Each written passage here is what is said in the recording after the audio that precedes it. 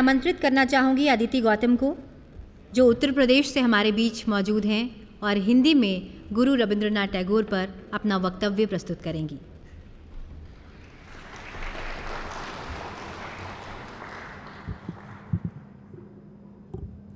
यहाँ उपस्थित सभी सभाजनों को मेरा सादर नमस्कार।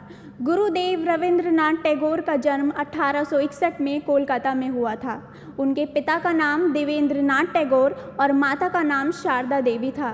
वह एक सफल कवि, उपन्यासकार, संगीतकार, चित्रकार, समाज सुधारक और लेखक तो थे ही, बचपन में ही उनकी कविता, छंद और भाषा में एक अद्भुत प्रतिभा का आभास लोगों को मिलने लगा था। अपने जीवन काल में गुरुदेव ने अनेक विषयों पर लघु कथाएं, नाटक और लेख लिखे। वे एशिया के प्रथम ऐसे व्यक्ति बने जिन्हें नोबेल पुरस्कार से सम्मानित किया गया था।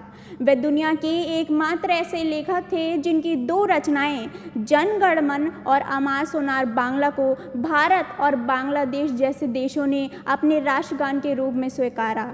उन्होंने भारतीय संस्कृति और राष्ट्रीय आंदोलनों में तो महत्वपूर्ण भूमिका निभाई ही, अपनी साहित्य कला के माध्यम से भारत की संस्कृति और सभ्यता को पश्चिम देशों तक भी फैलाया। गुरुदेव के जीवन द्वारा हम सभी को जीवन के हर क्षेत्र में एक नया दर्शन मिलता है, एक नई दिशा मिलती है।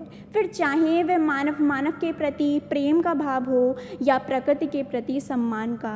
गुरुदेव एक बहुआयामी प्रतिभावान व्यक्तित्व वाले तो थे, पर एक शिक्षक उनके हृदय में हमेशा विद्यमान था। अपनी प्रसिद्ध रचना गीतांजलि में गुरुदेव लिखते हैं, He who has the knowledge has the responsibility to impart it to the students। यानी जिसके पास ज्ञान है उसकी ये जिम्मेदारी है कि वह उसे जिज्ञासुओं के साथ बांटे।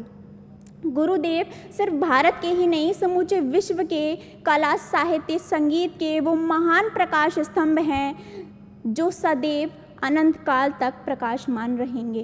भारत के लिए उनका योगदान असाधारण है। उन्होंने भारत जैसी पवित्र भूमि पर जन्म लेकर न सिर्फ भारत का मान सम्मान बढ़ाया, बल्कि अपनी उपलब्धियों से वो मकाम भी हासिल किया जिसके वे असली हकदार थे।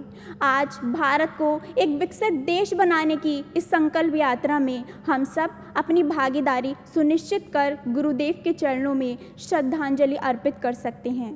अंत में मैं बस इतना ही कहना चाहूँगी कि बंगाली साहित्य को अपनी बुद्धिमत्ता से सींचा है, बंगाली साहित्य को अपनी बुद्धिमत्ता से सींचा है, जिज्ञासाओं का धनुष बनाकर शब्दों का बाढ़ खींचा है, नोबेल लाकर साहित्य की महक को बढ़ाया है, 2 रचनाओं को राष्ट्रगान बनाकर 2 देशों के दिलों में बसाया है, 2 देशों के दिलों में बसाया है। जय हिंद।